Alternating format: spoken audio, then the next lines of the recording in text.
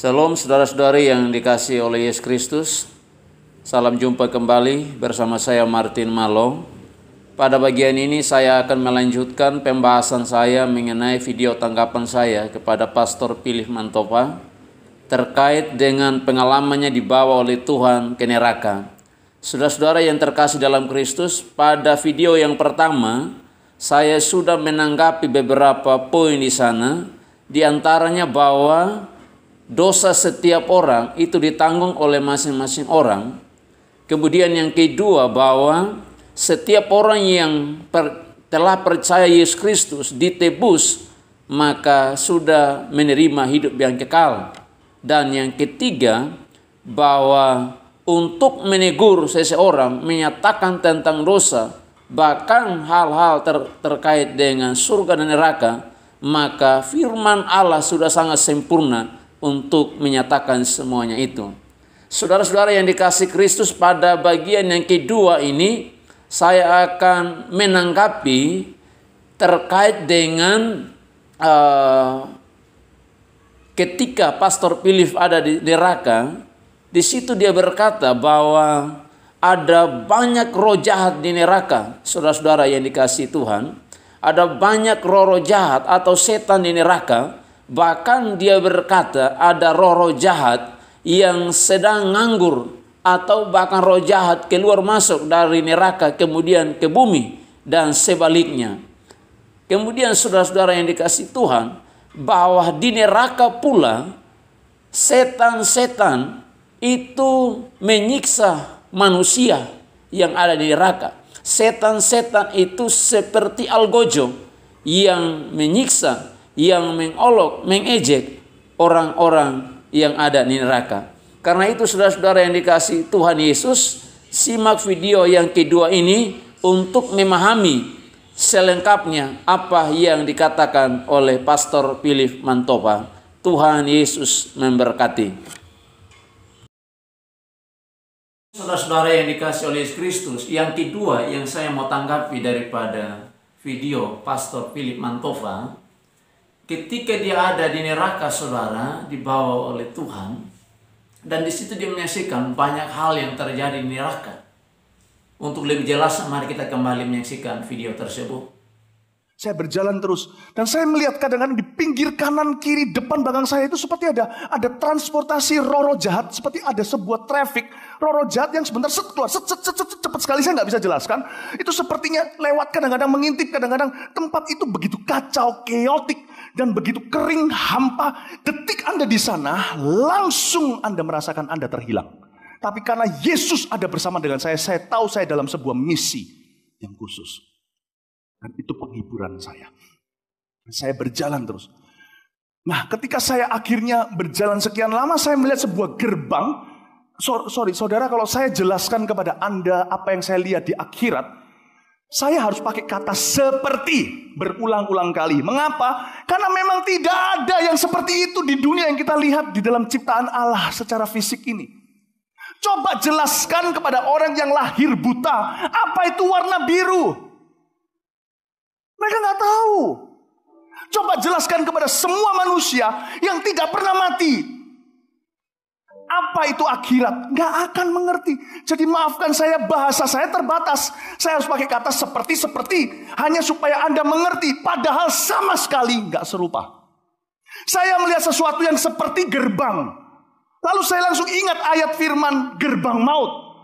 Ketika di ujung dan ujungnya saya nggak bisa kelihatan, saya tahu lebar sekali gerbang itu, namun di atas begitu tinggi ada tulisan yang bergerak-gerak berupa seperti tulisan-tulisan roh, dan saya bisa menafsirkannya karena Roh Kudus memberikannya kepada saya. Langsung saya tahu itu artinya adalah lembah penyiksaan. Langsung detik itu saya mengerti saya berada di mana. Saya mau kembali dan Tuhan pegang pundak saya dan berkata, aku memberimu kekuatan, aku memegang tangan kananmu. Dan dia berkata, terus lihat, buka pintu itu. Saya taat sebelum saya menjamah gerbang itu. Gerbang itu buka sendiri. Dan detik terbuka gerbang itu, semua suaranya keluar. Semua panca indera saya tersiksa langsung. Padahal saya di sana bukan karena dosa saya. Saya tidak terhilang. Saya berada di sana tetap sebagai orang yang diurapi. Sebagai hamba Allah, anak Yesus, anak terang. Tapi saya berkata, saya harus taat. bukan kehendakku yang jadi tapi kehendakmu. Waktu pintu terbuka, itu kegelapan bisa keluar. Anda tidak pernah lihat kegelapan itu bisa jalan. Kalau Anda nyalakan lampu, kegelapan itu langsung sirna. Mana ada kegelapan di tengah. Tapi kegelapan itu bisa berjalan. Dan itu menerpa dada saya seperti menembus saya. Boom. Itu perasaan terhilang. Itulah sebabnya dari jam 4 tadi sampai jam 6 saya menangis untuk Anda yang terhilang. Anda tidak tahu apa yang Anda akan alami.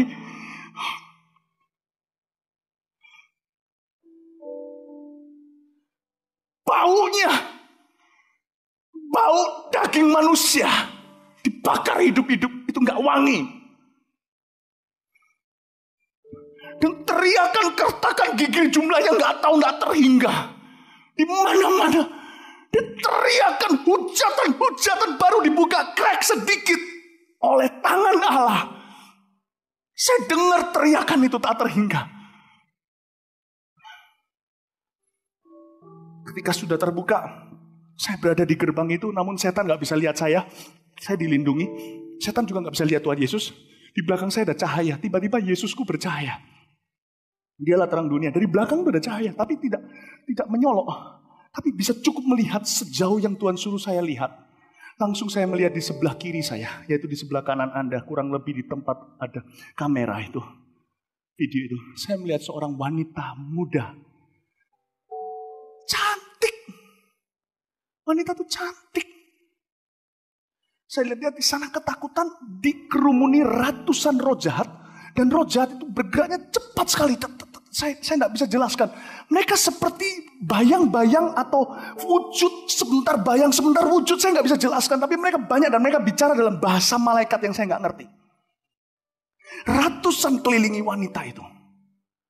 Dan ketika wanita itu ketakutan, saya juga ketakutan karena itu yang saya lihat perdana.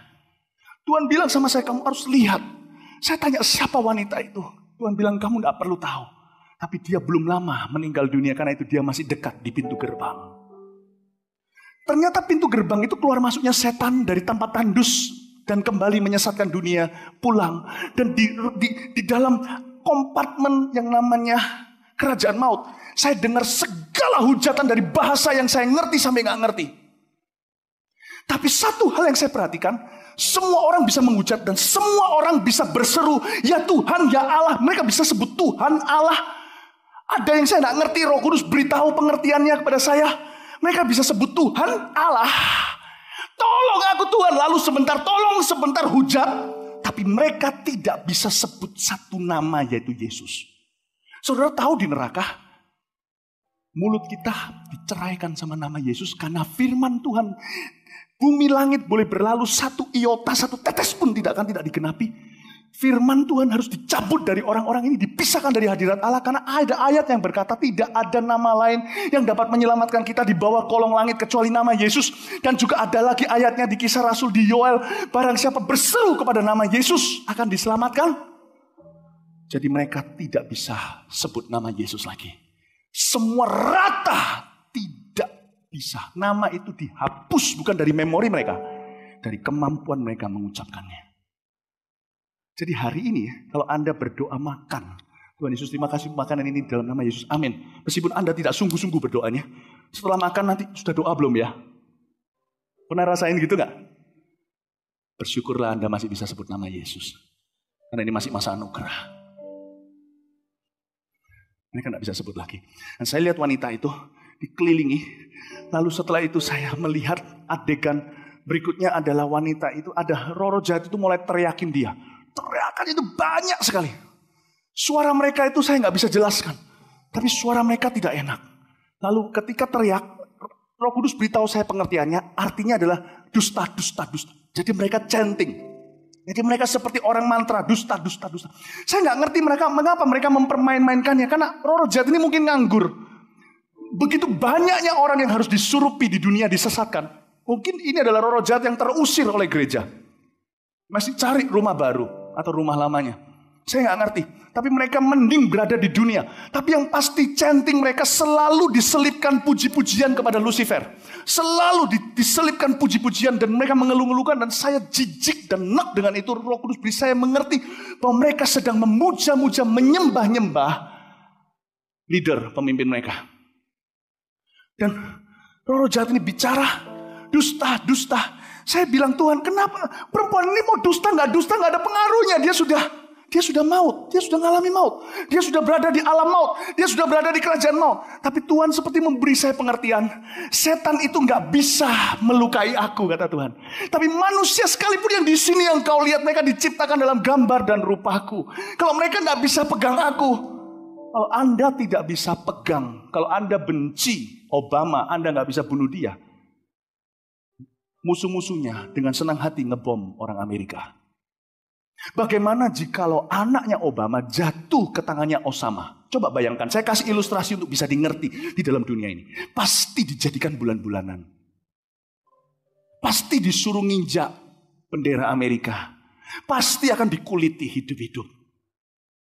Setan tidak bisa kuliti Yesus, dia sudah menang. Siapa yang dicari? Anda, tidak bisa, yang sudah telat. Mereka berkata, dusta, dusta, dusta. Saya berkata, Tuhan hentikan mereka. Tiba-tiba salah satu dari roh-roh jahat itu yang tubuhnya bukan yang paling besar maupun paling tinggi, menyorongkan sesuatu seperti sebuah senjata tajam ke wajahnya dia dan menyemburlah sesuatu seperti darah. Dan warnanya bukan merah dan saya tidak pernah lihat ada warna itu di dunia. Saya tidak tahu menjelaskan ke Anda gimana, saya tidak mengerti. Itu tersirat keluar dan saya tidak pernah lihat wajah seperti daging cacah seperti itu. Dan ini bukan mimpi, saya lihat nyata. Kalau itu jangan tanya sama saya apa yang saya lihat di sana, for God sake. Sekarang juga harusnya Anda sudah bertobat.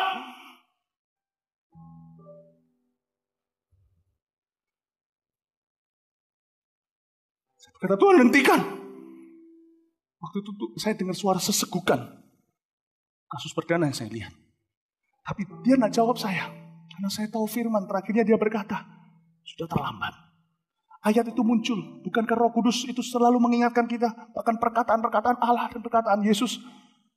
Bagi setiap orang hidup hanya sekali lalu penghakiman. Tiba-tiba saya terngiang itu.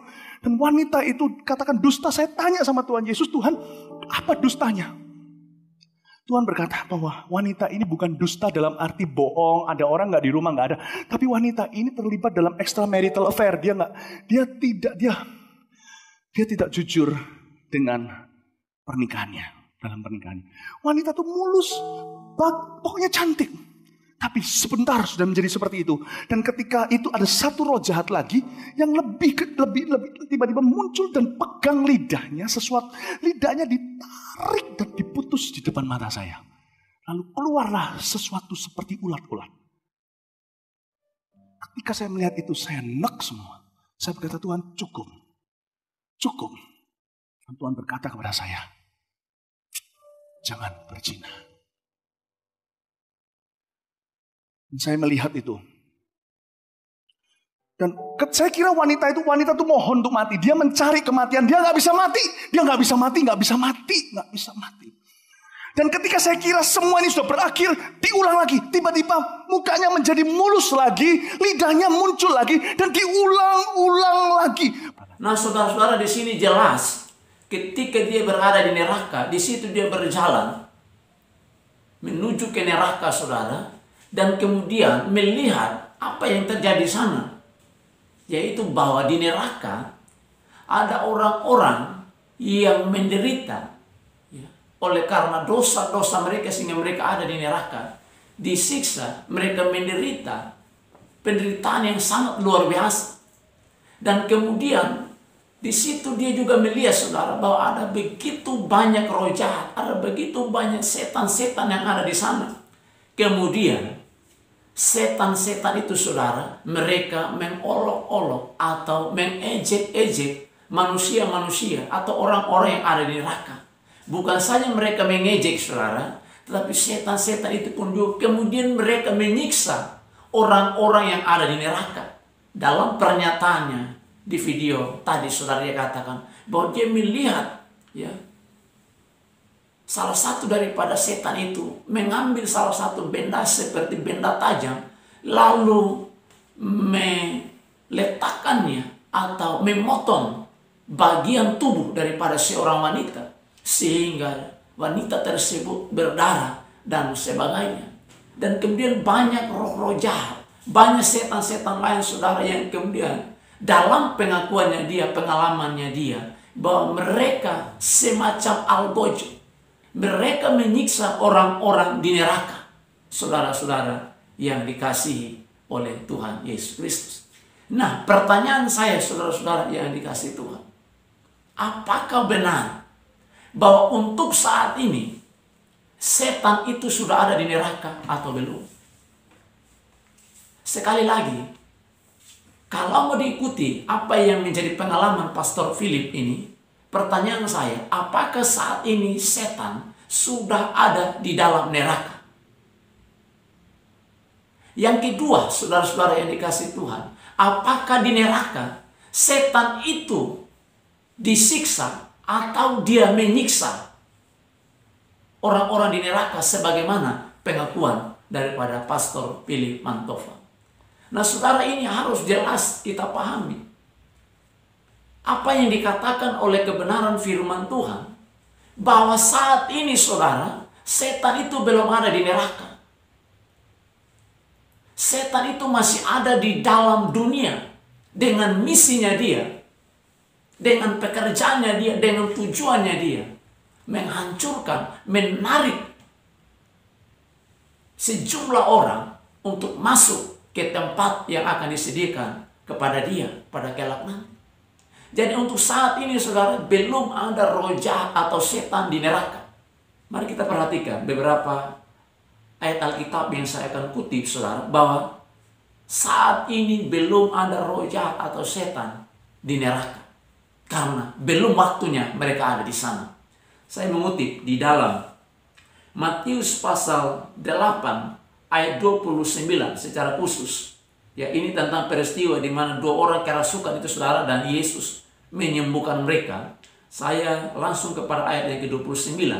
Di situ dia katakan, dan mereka itu pun berteriak, katanya, apa urusanmu dengan kami, hai anak Allah? Adakah engkau kemari untuk menyiksa kami sebelum waktunya? Di sini jelas, saudara-saudara, ketika Yesus datang berjumpa dengan orang-orang yang kerasukan setan, maka roh-roh jahat atau setan-setan yang ada di dalam tubuh orang-orang ini, kemudian mereka berbicara kepada Yesus, berteriak dengan berkata bahwa, apa urusanmu dengan kami, hai anak Allah? Adakah engkau kemari untuk menyiksa kami sebelum waktunya?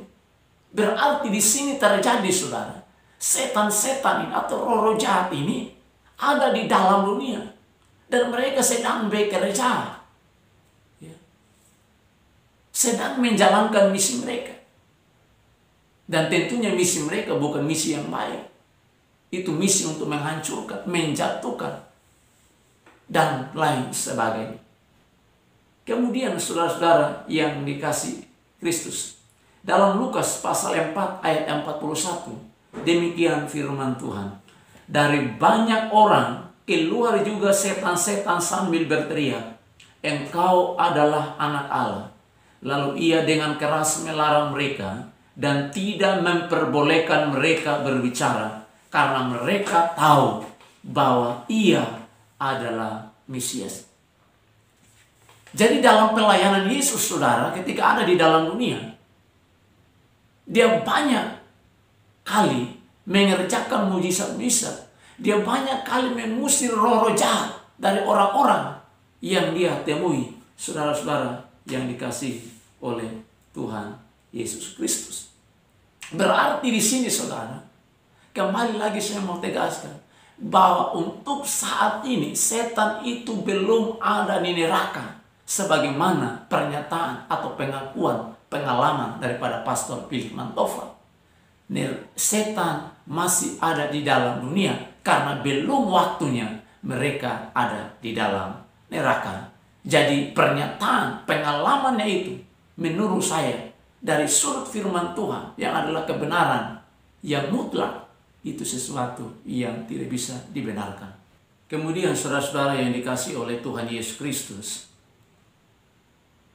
pertanyaan kedua, apakah di neraka setan itu menyiksa manusia atau menyiksa orang-orang di sana, ataukah setan juga disiksa di neraka?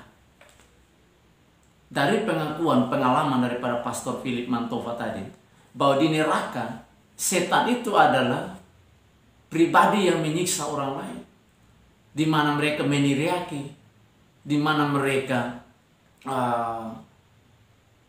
memotong, menarik bagian-bagian organ tubuh daripada manusia-manusia yang ada di neraka. Jadi dari pengakuan itu, pengalaman itu, secara jelas dia mengatakan bahwa di neraka setanlah yang menjadi penyiksa dan bukan disiksa. Nah saudara, saya mau katakan ini pun juga tidak sesuai dengan kebenaran firman Tuhan. Bahwa ketika ada di neraka, setan itu bukan menjadi algojo yang menyiksa orang lain, yang meneriaki orang lain. Tapi setan pun disiksa di neraka, saudara-saudara yang dikasih Tuhan. Jadi bukan hanya manusia yang masuk ke neraka yang mengalami penderitaan kekal, disiksa. Tetapi setan pun ketika ada di neraka, dia juga disiksa, dia menderita, dan itu kekal, saudara-saudara yang dikasih Tuhan. Siapa yang menyiksa mereka? Tuhan sendiri yang menyiksa melalui neraka itu, saudara-saudara yang dikasih Kristus. Dan ini jelas sesuatu yang bertentangan dengan kebenaran firman Tuhan. Pengalaman dibawa ke neraka, bahwa setan-setan yang menyiksa orang-orang di neraka itu sesuatu yang salah, itu sesuatu yang tidak benar, saudara-saudara yang dikasih Kristus. Karena ketika di neraka, setan pun disiksa, menderita di sana selama-lamanya. Saya kutip salah satu kebenaran firman Tuhan di dalam Wahyu 20 ayatnya yang ke-10. Demikian firman Tuhan. Dan iblis yang menyesatkan mereka dilemparkan ke dalam lautan api dan belerang, yaitu tempat binatang dan nabi palsu itu. Dan mereka disiksa siang malam sampai selama-lamanya. Perhatikan ayat ini saudara. Kalimat terakhir dia katakan bahwa mereka disiksa siang malam sampai selama-lamanya. Di sini jelas bahwa ketika ada di neraka, iblis itu juga disiksa siang malam, dan itu selama-lamanya, saudara-saudara yang dikasih Kristus. Jadi di sini saya mau memberi kesimpulan saudara berkaitan dengan pengalaman Pastor Philip Mantova dibawa ke neraka.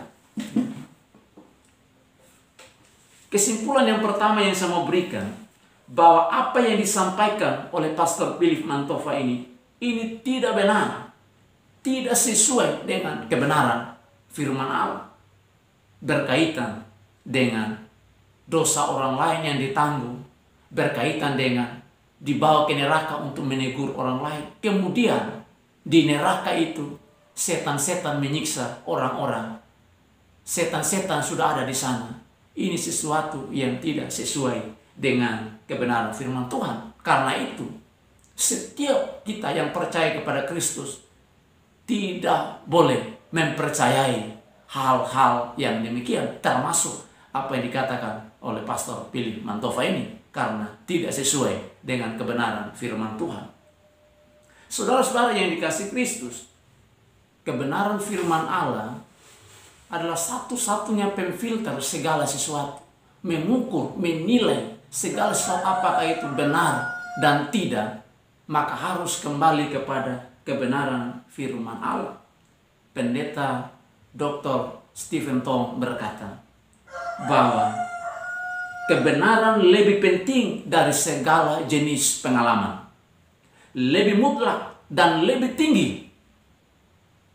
Karena itu, kebenaran harus memimpin pengalaman. Kebenaran harus menguji pengalaman. Kebenaran harus menghakimi pengalaman. Karena itu saudara-saudara yang dikasihi Tuhan, berkaitan dengan sejumlah pengalaman-pengalaman banyak orang hari-hari ini, di mana mereka dibawa ke surga, dibawa ke neraka, atau pengalaman-pengalaman yang lain yang mereka saksikan. Sebagai orang percaya kepada Kristus, kita jangan dengan begitu cepat untuk menerima, untuk mempercayai hal-hal tersebut.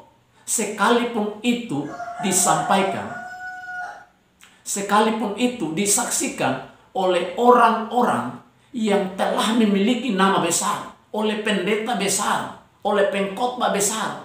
Karena ukuran benar dan tidaknya apa yang disampaikan saudara bukan terletak pada lamanya dia telah melayani Tuhan. Tidak terletak bahwa nama besar yang telah disandangnya. Tidak terletak berapa jumlah jemaat yang dia gembalakan.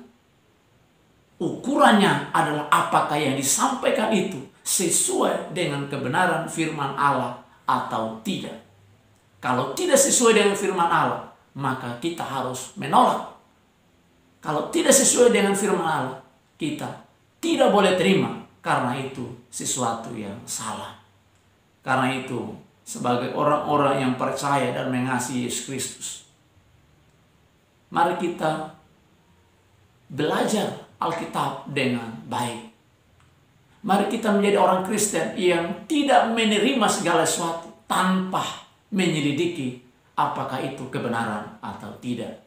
Sebagaimana kebenaran firman Tuhan di dalam Kisah Rasul, pasalnya yang ke-17, ayatnya yang ke-11, demikian firman Tuhan, bahwa orang-orang Yahudi di daerah itu lebih baik hatinya daripada orang-orang yang lain. Karena setiap hari saudara, mereka mendengar firman Tuhan yang disampaikan oleh rasul-rasul, oleh hamba-hamba Tuhan pada waktu itu. Tapi mereka tidak menerimanya dengan begitu saja. Mereka menerima, dan ketika mereka kembali ke tempat mereka, ke rumah mereka, mereka menyelidiki kitab suci untuk mengetahui apakah itu sesuai dengan kebenaran firman Tuhan atau tidak. Nah, karena itu saudara, saya mau pesan juga buat kita semua, buat saudara-saudara seiman dimanapun berada. Segala sesuatu yang kita dengar, segala sesuatu yang disampaikan, dikhotbahkan, yang merupakan pengalaman-pengalaman orang lain, siapapun dia, mari selidiki itu dalam terang kebenaran firman Allah. Karena firman Allah satu-satunya pemfilter segala sesuatu. Karena itu saudara-saudara yang dikasihi oleh Tuhan Yesus Kristus, kiranya melalui video tanggapan saya kepada khotbah Pastor Philip Mantova menolong dan memberkati, bahkan memberi pencerahan kepada seluruh saudara-saudara seiman dimanapun berada, sehingga kita memiliki pemahaman yang benar, sehingga kita tidak mudah dibodohi, dipengaruhi, atau diombang-ambingkan dengan berbagai rupa-rupa pengajaran, penyampaian-penyampaian, pengalaman-pengalaman yang tidak sesuai dengan kebenaran firman Tuhan. Tuhan Yesus memberkati kita semua. Shalom.